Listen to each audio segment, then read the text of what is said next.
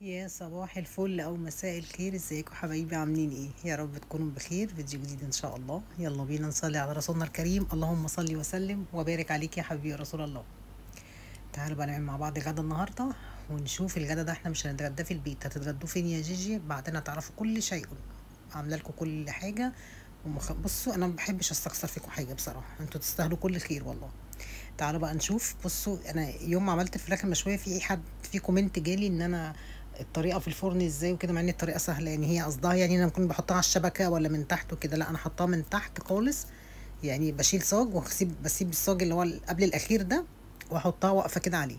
وبعد كده بعد ما تستوي خالص بنيمها بقى ايه على جنبها عشان تشوي على الجنبين زي ما بيقولوا، يعني فاهمه؟ افضل بقى ايه لغايه ما الوراك تتحمر وكل حاجه فيها تتحمر. تعالوا بقى النهارده انا ايه نزلت كده جبت شويه طلبات للبيت الصبح بدري. مع اني المره دي ما رحتش السوق بتاعنا، انا رحت سوق بعيد شويه، مش بعيد قوي يعني، اسمه شارع الجيش. معرفش بتوع اللي في اسكندريه اكيد يعرفوه يعني. رحت جبت من هناك شويه طلبات، وجيت بقى على طول قبل الاسانسير ما يوقفوا. احنا بنريح الاسانسير شويه يا جماعه، بنريحه في وقت مش يعني لا يمكن حد يقف فيه اسانسير بصراحه، بس ماشي ما علينا. انا لسه جاي من بره. الفيديو ده ممكن ينزل متاخر النهارده شويه عشان ده تكمله الفيديو بتاعت بكره ان شاء الله باذن الله. هنا بقى عملت ايه؟ حطيت بصلايه وقرن فلفل اخضر وطماطمايه، وايه تاني يا بنتي يا جيجي، وحطيت دبس رمان وحطيت ليمون وملح وفلفل اسود واي بهارات بقى عندك، تمام. وغسلت فرختي كويس جدا بالملح والليمون وظبطتها على الاخر. بص عملت لها مساج، احلى مساج في الدنيا. وسبت الفرخه تتصفى خالص من الميه، وقفتها كده في العمود بتاعها ده. وبعد كده بقى هنحشيها وتبلها واسيبها شويه تاخد بقى من التتبيله، وبعد كده نركبها تاني في البتاع بتاعتها دي، ونريحها على الاخر. هنسكت على كده؟ لا طبعا. تعالوا بقى نشوف هنعمل ايه تاني. هنعمل اكل سريع النهارده وبسيط جدا ومش هياخد في ايدينا وقت ولا اي حاجه. ده بحق طلب الجماهير، مش انا اللي طالبه يعني. هنا بقى بصوا مفتحه الفرخه كويس جدا عشان فرخه كبيره ما شاء الله، فانا ايه فتحتها عشان الصدر بتاعها يستوي وكل التتبيله دي تنزل جواها. احلى فراخ مشويه تقدري تاكليها من ايديكي في البيت بالطريقه دي.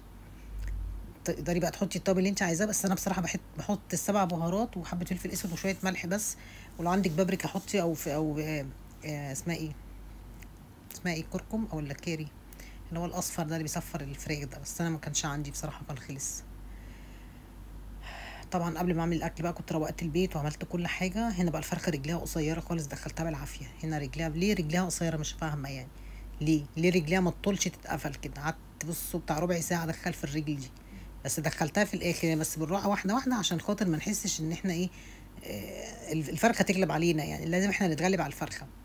حطيناها بقى كده زي ما انتم شايفين. بصوا واقفه ماليه، بصوا. هي شكلها عامل كده. انا اول مره اشوفها معاكم وربنا. ايه ده؟ هي عامله كده ليه من قدام ومن ورا؟ ايه الفرخه المعوجه دي؟ يا نهار، انا عملت ايه في الفرخه يا جدعان؟ يعني بتلعب مساج، بتروح الجيم. الفرخه دي بتروح الجيم. يا لهوي من ورا. يعني والله العظيم شكلها يضحك. انا ايه ده يطلع لقي من ورا. معلش هي بس كان هي عايز تعمل دايت. ايه الفرخه دي؟ مش عارفه مش مظبوطه كده ليه. الفرخه دي مايسه والله.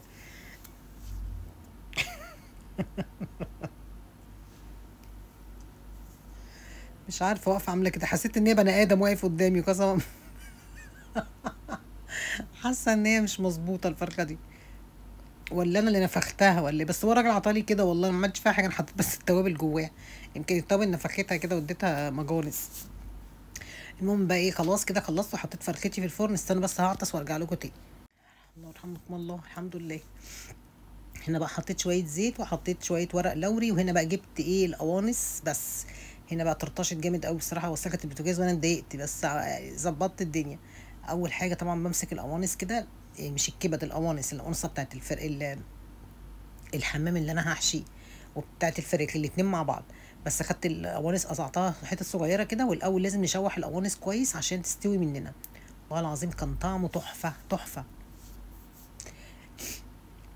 وبعدين ايه، بعد ما القوانص كده عملتها كده سويتها كويس جدا، وبعد كده قمت حطيت عليها كوبايه ميه سخنه وسبتها بقى على النار تاخد وتدي لحد ما شربت الميه بتاعتها تماما. تمام كده، خدوا بالكم بقى من الطريقه اهي. طريقه سهله وبسيطه، والله العظيم هتاكلي احلى حمام او احلى فراخ مشويه. صدقيني جربي طريقتي دي وهتدعي لي. حطيتها بقى في الميه، هوطي عليها النار واسيبها بقى مع نفسها تستوي على الاخر. بصوا الميه اتشربت ازاي، مفيش نقطه ميه الا حبه صغيرين قوي. هننزل بقى بالكبد بتاعتنا اهو، الكبده برضو مغسوله ومتصفيه ومتقطعه حتت صغيره.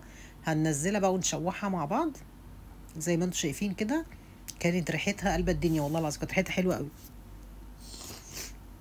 انا جالي برد من الفراخ ولا ايه. شوحت بقى كل الكلام ده كويس، ونزلت بقى بالبصلايه والقرن الفلفل الاحمر اللي انا عاملاه ده. كانت سبايسي بقى، كانت سبايسي، كانت طعمها رهيب والله. النهارده جوزي وكل اللي اكل قال لي طعمه حلو قوي، الحمام عاملاه بطريقه حلوه قوي. انا ملكه جمال مطبخي عشان تبقوا عارفين. النهارده ماشي، بكره هنشوف هنبقى فين، هنروح فين. تعالوا بكره هفسحكم حته فسحه بقى. بصوا من الاخر فاخر، الاكل ده كله هاخده وهنطلق بيه، ما كناش عاملين حسابنا في اي حاجه، بس احلى حاجه الخروجه اللي بتيجي من غير حساب دي. حطيت بقى فلفل اسود حمام، يعني فلفل اسود وقرفه، تمام كده اهو. شويه قرفه حلوين كده عشان تدينا طعم حلو.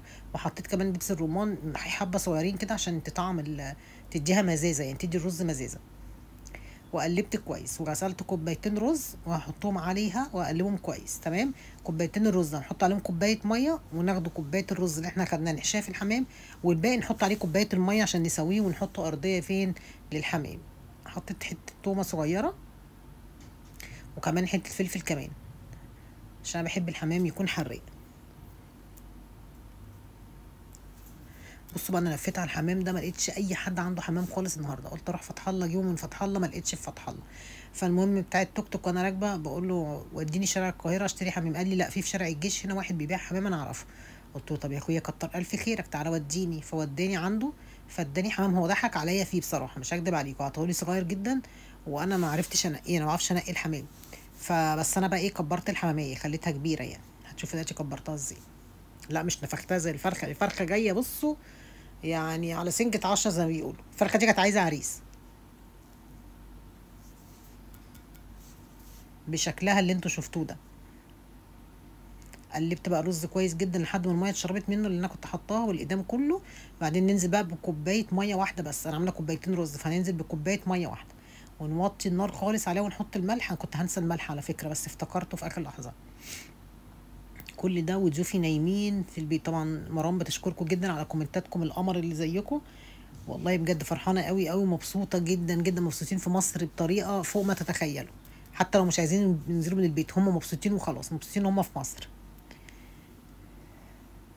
المهم بقى مسكت حمامتي كده زي ما انتم شايفين وحطيت ميه على النار تجلي. هنشوف مع بعض هنحط في الميه ايه.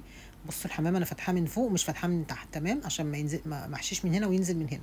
باخد طبعا كبده وقنصه واحطها عشان ايه اللي ياكل تطلع معايا. خلاص.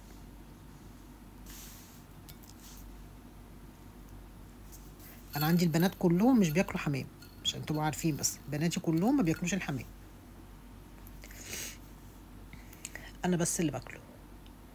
فالمهم بقى حشيت الصدر كده زي ما انتم شايفين اهو، مليتها على الاخر بس مش قوي يعني عشان ما تنفجرش مننا. بصوا تحسي كده وتمسكي بقى رجليها بالراحه عشان رجليها بتبقى ناشفه شويه تتكسر منك. ف اهو بصي بالراحه خالص كده. ولا كنت حاطه خله جنبي قلت عشان لو في حته ما عرفتش اقفلها ولا حاجه اعملها بيها. اهو يا حبايبي كده بصوا. وجيت برضو من عند بقى الزور تاني، ما كملت تاني ومش هنقفل زور ولا اي حاجه. هي الميه مجرد ما ينزل فيه نعمل زي الممبار، ينزل في الميه على طول يعمل كده. بس كده بصوا ده شكلها. نكمل بقى، لقيت الرز ناقص مني اخدت رز تاني من الحله وكملت تاني عادي. احلى حاجه بقى الرز اللي بيبقى منه ده بتسويه بقى وبتحطيه ارضيه كده، بيبقى طعمه بيبقى احلى كمان منه. والله طعمه بيبقى حلو قوي. قفلنا بقى كده على حمامتنا اهو عشان نبقى ايه، الحمامه بتاعتنا مليانه كده وماليه نفسها يعني. مفيش حمام في السوق خالص، كل بتوع الفراخ ما عندهمش حمام خالص. يعني تلاقي بس واحد عنده اتنين تلاتة بس اللي هو ايه موجودين عنده في المركونين. لسه متهيألي العربية بتاعت الحمام لسه ما جاتش، ولا الحمام طار منهم ولا ايه مش عارفة. ممكن يكون طار منهم في الطريق. احنا لسه داخلين البيت دلوقتي حالا، كلنا كنا بره ولسه جايين. قلت لهم تعالوا بدل ما ناكل الاكل ده في البيت تعالوا ناكله بره. ناكله فين؟ تعالوا بقى نشوف انا رحت فين واخدتهم بالاكل ده ورحنا فين. استنوني الفيديو الجاي. بصوا منظر الرز جميل والله. عارف يعني، عارفين شكله عامل زي الفريك كده في الحماميه كده. بقى بنحط ايدينا كده بقى نقفل كده. ودي الميه بتاعتنا اهي، هنحط فيها طماطمايه، بصلايه، ورق لوري، حبهان، حبه ملح، فلفل اسود. كل الكلام ده كده فيها عشان خاطر تطلع طعمها حلو. ولازم تحطي ملح عشان لما بتحطي الحمام الملح ما يضيعش مننا يعني. المهم النهارده قابلت متابعه جميله جدا عند عم جمال وانا واقفه، سمعت صوتي قالت لي انت جيجي ازيك ومش عارفه ايه. قلت له عم جمال بتشكر فيك قوي. كنت مرعوبه وهي بتقول له بتشكر فيك قوي يا عم جمال. فهي بتدي ابنها درس في العماره عندنا تحت. قالت لي انت ساكنه فين؟ قلت لها ساكنه في العماره هنا. قالت له يا عم جمال دي بتقول عليك كلام جميل قوي. بقيت واقفه بص لها كده خايفه تقول له اي حاجه عم جمال مش متابعني اصلا. فتقول له دي بتحبك قوي يا عم جمال وبتشكر فيك قوي يا عم جمال. شفت عم جمال؟ شفت اهي شهاده حق اهي. هنا الكبه مش عايز تفتح خالص، فحاولت يعني حضنتها كده في حضني وفتحتها. حطيت بقى حاجتي كده بقى بالراحه كده، نسمي بالله كده عشان اكلنا يطلع طعمه حلو. ونزلت بقى بالحمام. اول ما بياخد اول جلوه يا بنات بنوطي عليه النار عشان ما يفرقعش مننا. تمام. ما بياخدش وقت خالص والله، يعني ربع ساعه بالكتير قوي تتفعلي. نعرف ان هو استوى ازاي؟ عارفين العظمه بتاعت الرجل دي بتدخلي فيها خله كده، لو عدت العظمايه خلاص استوت منك عشان ما تجرحهاش. وفرختي بقى قاعده ايه في الفرن مع نفسها بقى ايه، بتستوي بقى من كل حته كده من جنب اللي جنبي يعني. طبعا كل ده وجوفي نايمين، هم ما كانوش يعرفوا ان احنا نازلين اصلا، فانا عملتها لهم مفاجاه يعني. قلت لجوزي تعالى بقى ننزلهم شويه نفسحهم كده في اسكندريه. وطلعنا بره اسكندريه. هي مش بره اسكندريه قوي يعني، في اسكندريه بس ايه. انا كده بوصل انزل لكم الفيديو وخلاص بقى. المهم نزلت حته زبده عشان السمنه عندي كانت خلصت. ونزلت بقى اللحمه المفرومه اللي عندي. هنعمل ايه بقى؟ هنعمل جلاش. جلاش من الاخر يعني، هنعمل جلاشه. حطيت لحمتي كده مع السمنه، وكنت انا بقى ايه فرمه بصلايه مع قرن فلفل احمر كده حراق. وقمت نازله عليهم على طول كده مع بعض. وسبتها بقى تستوي خالص، والرز على نار هاديه. طبعا شوربه الحمام احنا مش بنشربها يعني، لو انتوا بتحبوها عادي ما فيهاش اي حاجه، بتبقى نضيفه ومش زفره ولا اي حاجه. في ناس بتحبها هي وشوربه الممبار وكده، بس انا لا. حطيت بقى الفلفل الاسود وشويه ملح كده وسبع بهارات، وهنقلب بقى كل الكلام ده ونقطه قرفه صغيره عشان تدي طعم الجلاش بتاعنا ايه، طعم حلو يعني. قلبت بقى الكلام ده كله، سبتها بقى تتعصر مع نفسها لحد ما استوت اللحمه خالص. وسيحت حته سمنه على النار عشان نعمل بيها الجلاش. جربوا الجلاش بالطريقه دي هيعجبكم قوي. انا بص ما اعرفش اعمل الجلاش غير في الثانويه الالمونيا. انا عندي صواني تيفال وكده، بس انا ما بعرفش غير هنا. بتطلع معايا حلوه قوي مورقه كده وجميله. اما بحطها في الصواني التانية بتلزق مني. لكن كده بقى انا بغرقها سمنه من تحت من الارضيه. ومش بكتر السمنه في الجلاش لان هو اصلا بيبقى دهني شويه، تبقى اللحمه دسمه، بيبقى فيها نسبه سمين شويه، فمش برضه اكتر بصراحه. هننزل بقى بالجلاش. تملي اتلخبط بين الجلاش والرقاق. كان الجو بقى حر موت، ما اقدرش اقول لكم انا كنت بصب عرق من كل حته. ليه مش بطلع بوشي كتير؟ عشان انتوا عارفين طبعا انا ملكه جمال، فما بحبش ايه يعني احرق نفسي كتير. احب اطلع لكم كده كل فترات عشان ابقى ليه شو او هيبه. وفاهمين انت عارفين ابو هيبه ده. فانا ما بحبش اطلع طبعا. لا انا ما بعرفش في الحر البس الطرحه في المطبخ، بحس ان انا بيجي لي هبوط حاد. فبقعد بقى كده من غير طرحه.